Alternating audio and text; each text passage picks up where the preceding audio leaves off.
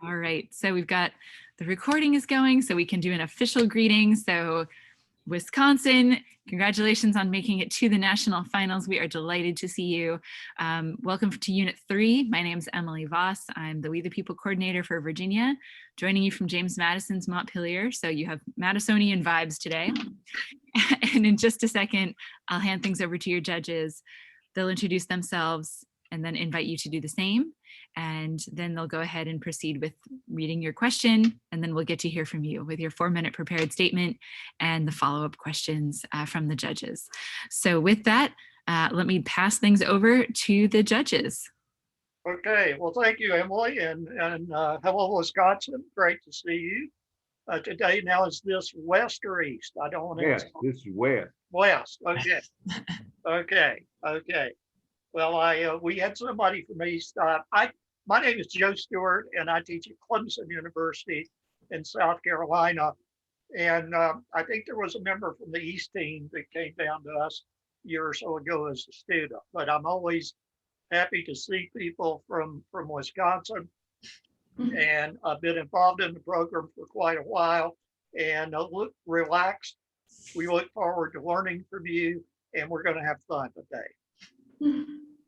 I'm Mike Miles. I'm from Birmingham, Alabama. And Joe, this is once again an occurrence where Wauwatosa West crushes Wauwatosa East in state competition. So they have to be the wild card team and you can be the state champ. I love it when you do that. I think that's wonderful. Joe, this is going to be a discussion about political things.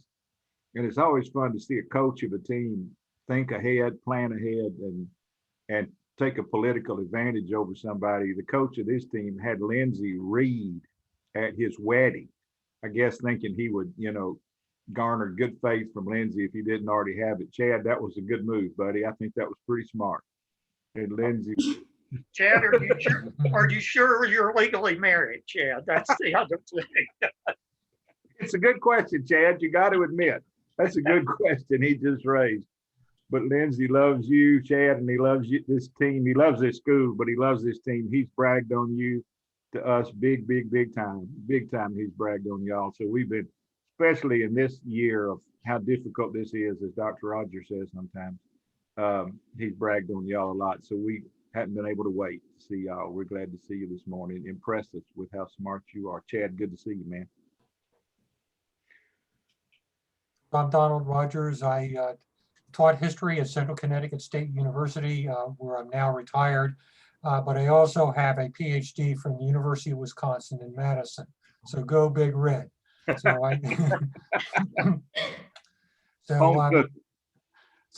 a great tribute that you've made it through this difficult year and you won your state competition against a very competitive, rival. And I know that means that we're going to have a really good presentation in front of us. So I look forward to it.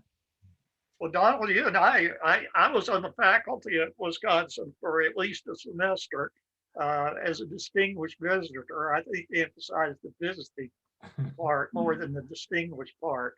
Yeah, you taught one semester and they kicked you out, man. That's right. Okay, well, enough about us. We need you to introduce yourselves and for posterity, introduce your teacher, although it's obvious. We have encountered Chad before. So. Hi, we are Unit 3 from Wauwatosa West, the state champions of Wisconsin. I'm Miles Coppage. I'm Ellie Schultz. I'm Ryan Reynolds. I'm Savannah Williams. And I'm Jenna Bokenhauer, and we're here on behalf of our teaching assistants, mentors, and teacher, Mr. Chad Mateski. Okay, great. Well, obviously, it's good to see everyone again. We are going to look at question 2. And so Emily can get it recorded. I continue to say this is going to go viral one of these days. So make sure you're on your best performance today. It's a quote from John Adams in a letter. There is nothing I dread so much as a division of the Republic into 2 great parties, each arranged under its leader and in opposition to each other. What issues led to the formation of the original political parties? To what extent have those issues persisted in American political parties? What are the advantages and disadvantages of a unified or divided government? You may begin. According to Political Parties Before the Constitution by Jackson Turner May, the French and British parties were the first national political parties forming in the Confederation period. The French party favored alliances with France because of their military, financial, and diplomatic aid during the Revolutionary War. The British party favored alliances with Britain because of the benefits of the trade. During the Constitutional Convention, the French and British parties evolved into the Federalist and Anti-Federalist parties. Those in the British party favored a strong federal government, a national bank, and strong support of manufacturers, forming the Federalist Party. Those in the French party coalesced around a weaker federal government, a state-controlled monetary system, a Bill of Rights to the Constitution, and strong relations with agrarian workers, forming the Anti-Federalist Party. Broad issues dividing the original parties have largely persisted, evolving to match the norms of the day. One issue of federalism debated at the founding was James Madison's suggestion to include a federal negative in the new Constitution. The issue of federalism has persisted in American political parties. The current support for centralization of government by Democrats began with President Roosevelt's New Deal. The current support for decentralization of government by Republicans began with President Reagan's devolution revolution. An issue of economic policy during the founding era was the debate over the national bank. Although this dispute has been resolved, debate on economic policy has continued through issues such as the Affordable Care Act, which was passed by a unified Democratic government and is currently supported by the Democrats. Modern-day Republicans have attempted to repeal, modify, or curb the Affordable Care Act over 70 times. A key social issue at the founding was the morality of slavery. While this specific issue has been resolved, today's parties still debate over social issues such as abortion. Democratic Montana Governor Steve Bullock vetoed the Republican Congress anti-abortion bill last session, but now current Republican Governor Greg Gianforte has proposed new anti-abortion legislation. A foreign policy issue in the original political parties was the debate over allegiance with the French or the British. Foreign policy issues have persisted, as in the 1980s with President Reagan's Republican Party supporting the anti-communist Contra War in Nicaragua and Democrat-controlled House of Representatives voting to stop its funding due to opposition. The advantages of these divided governments are the compromises they facilitate. Compromise between Republicans in Congress and President Clinton resulted in the first balanced budget in a generation. However, in a divided government, gridlock is more prevalent, which can result in a tyranny of the minority, such as the 16-day government shutdown under the Obama administration. Unified governments can be united through political party, policy, or unilateral power. The advantages of any unified government are its ability to act quickly and efficiently. With a politically unified government, President Obama signed the Lilly Ledbetter Fair Pay Act into law in only 21 days. National crises can lead to policy unification. Congress declared war the day after the attack on Pearl Harbor, with only one Congress member voting against it. China's one-party National People's Congress approved national security plans by a vote of 2,878 to 1 in only 7 days. However, a unified government can be susceptible to tyranny of the majority. The Alien and Sedition Acts of 1798 were passed by a unified Federalist government, proving to be immensely unpopular and unconstitutional. In an attempt to respond to post 9/11 concerns, Congress unified to pass the Patriot Act, which former Secretary of State John Whitehead said violates 6 of the original 10 amendments. In both unified and divided governments, the names of parties may come and go, but the issues remain. The founders knew divisions over these issues were present and inevitable, but recognized the marvel of our ability to operate despite those differences. This concludes our statement. We are now ready for your follow-up. Well, thank you. Thank you. You've argued that a unified government allows government to operate more efficiently. Would that be something the founders wanted? Did they want to set up an efficient government? The founders did not want to set up an efficient government, seen with a quote stated by Justice Scalia, with regards to gridlock, when he stated the founders would have wanted it. They wanted power contradicting power. They would not have wanted an efficient government, as a divided and gridlock government constrains extreme policies. As Thoreau states, the best government is that in which governs least. With their inclusion of the rigorous amendment process in Article 5, the founders would not have wanted an efficient government, as they made it very difficult to pass an amendment with 3/4 of states and 2/3 of Congress needing to ratify it. However, it is important to recognize John Adams' quote, which states, "Let fools contest what best administers best is best." And with the unified government that we see today with our 116th Congress, many bills proposed by President Biden have been supported and passed through the House, such as his $1.9 trillion stimulus plan. President Washington, in his farewell address, noted and warned us about the baneful effects of parties in our system today. I believe the founders would have supported a unified government, and that also they believed that having a divided government was bad, but I would actually disagree with this, and that Thomas Jefferson said that a division of opinion does not always mean a division of principle, and we can see this with libertarian Rand Paul and also Democratic Socialist Bernie Sanders. They may have very different viewpoints on most things, but they still agree on coming together to have the best for Americans in the United States. And I think you may be the first person in a long time that I've heard put Rand Paul and Bernie Sanders in the same sentence. That's not easy to do. It's not easy to do, but you just did it. Y'all are doing so good on constitutional theory and on the historical basis for some of this stuff. I want to ask you a current events political question.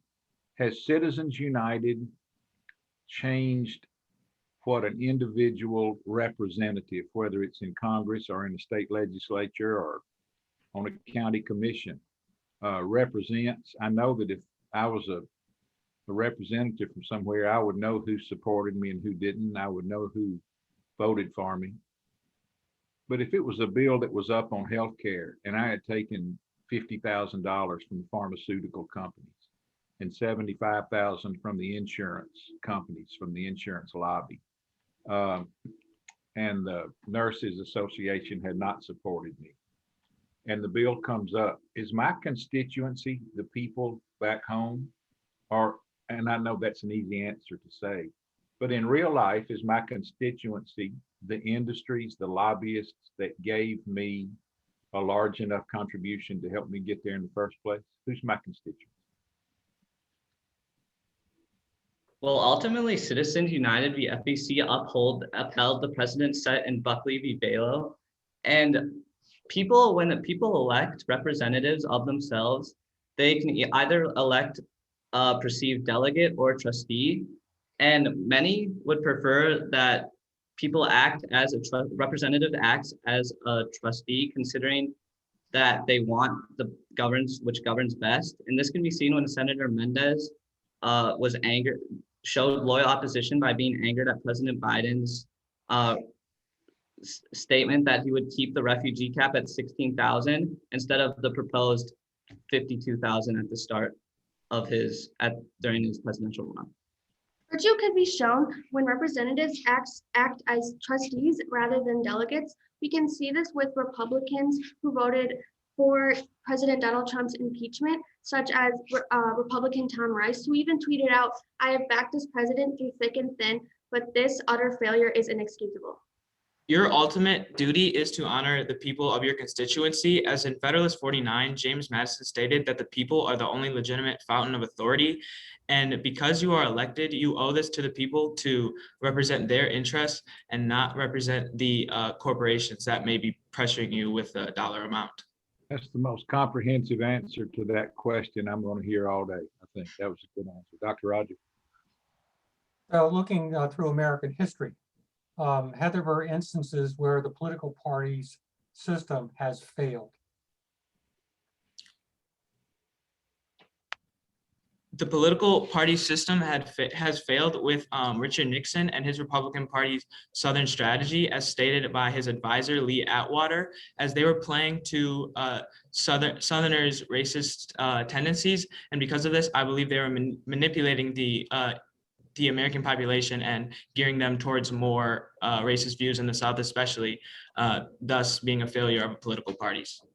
Ultimately, the first past the post system established in Article 2, Section 1 and the 12th Amendment have failed political parties throughout American history.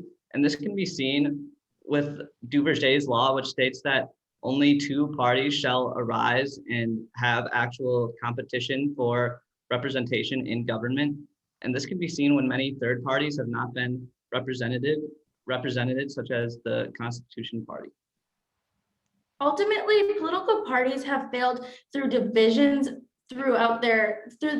within their own party. This can be seen when the Kansas-Nebraska Act led to the ultimate collapse of the Whig Party, as they could not come to a consensus on whether to be for or against slavery. This led to members joining the anti-slavery Republican Party. However, some may argue that throughout history, that political parties have done a great job of galvanizing voters, and this can be seen with Stacey Abrams and her Democratic Party in Georgia registering 800,000 new voters after her loss in the governor's race. Theodore Roosevelt had created a party called the Bull Moose Party because he was frustrated with Republicans, and many people could say that this even robbed the Republicans of the election of Taft. Did rob them of the election of Taft. You pulled enough, sure did. You started off talking about national political parties, but some would argue that certainly in the early part of the history, we were more regionally based parties. To what extent do we have that now, or is there a geographic dimension to the two political parties that we have? Well, I wouldn't say not necessarily geographic, but we can see today with polarization and the storming of the Capitol, and that 45% of Republicans supported this movement. And this was the first time in all 45 presidencies that there was not a peaceful transition, showing that Americans can be very polarized today. Well, ultimately, geographical location does factor into political party affiliation. And even in our statement, we state that the French Party is more aligned with, or the Anti-Federalist Party is more aligned with agrarian workers. And this can also be seen with the Republican Party today. However, another thing that polarizes or creates difference in party affiliation is ultimately race, in which a Pew Research Center study found that there is a 50-point difference in party affiliation between African Americans and white Americans. Thank you. I think we're going to have to cut the runoff sentence there. So thank you. Well, thank you. A very good job, a broad-ranging discussion that reflects the fact that you're comfortable with this topic from a wide variety of dimensions. And you also have some skills of taking my question about geography and translating it into the question you want to answer. That is a valuable skill to have. I'm sure Dr. Rogers and I can tell you that it becomes very valuable in PhD exams. And here's the question you asked me. Here's I'm going to answer the question I want to answer. I just thought that you had real nuances on all of the aspects and brought in things like representative theory, referred to the appropriate Federalist Papers, the electoral systems, the first past the post, Duverger's law. And yesterday, we were counting the number of times that Supreme Court cases focused on Alabama, where Judge Miles is from, and we determined that there have been a lot of problems that had to be solved with Alabama. Today, I'm catching up with you, Mike. We mentioned Lee Atwater, one of South Carolina's contributions to American politics. So along the same vein of some of those Alabama cases. But I thought you did a very good job and represented the state well. Well, kind of like a state champion, I would think. Yeah, we can see who won the state championship, Joe, and we can see why. Yes. Why, and we'll be sure and remind East after a while that they're the wild card. We'll be sure to mention that several times. Yeah, I thought you gave the most comprehensive national view. Stacey Abrams, that was a good one to drop in. That wasn't a faction. She came through her party and registered those voters in a way that nobody in the Georgia Democratic Party had done since Herman Talmadge, probably, Joe, I guess. I love the view of that. I want to tell you one or two. Oh, and I also loved your court cases. We talked in the judge's room last time. The unit we saw before you mentioned the court case other than Citizens United. And it was the first time all day we had. Well, you took care of that. You went ahead and got into some others that Dr. Rogers may want to comment on one way or the other. So I thought it was a really good presentation. I thought, and what was really outstanding was your depth of historical knowledge. So I'm a historian, so I really like that. You had a lot of really good historical examples to bring to bear to document the points that we were making. That was very good.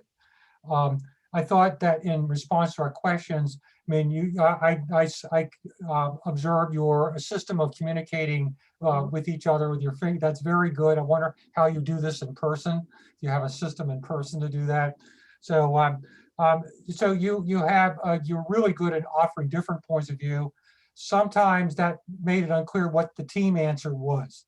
And so there's a distinction between what are the trees, which are the different views that you brought forward, but what's the forest? What's the overall position of the team? And I wasn't always so sure of that. This team has been outstanding in regard to its reference to the Constitution.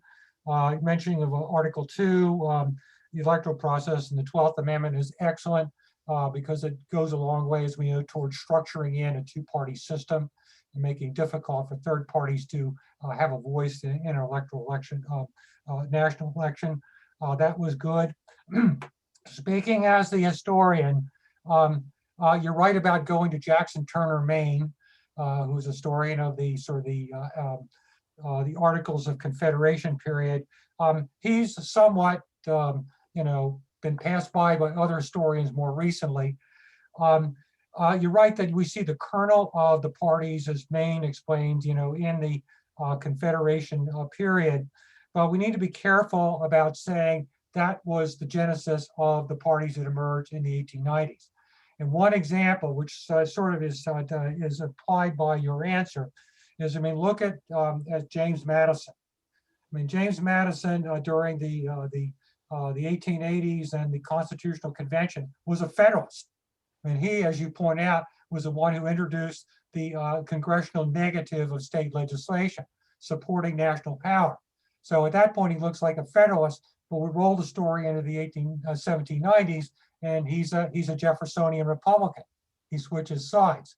And what that demonstrates is that there's a lot of precursors to the formal parties that developed in the 1790s, but it's not a straight line. The transition is pretty complicated.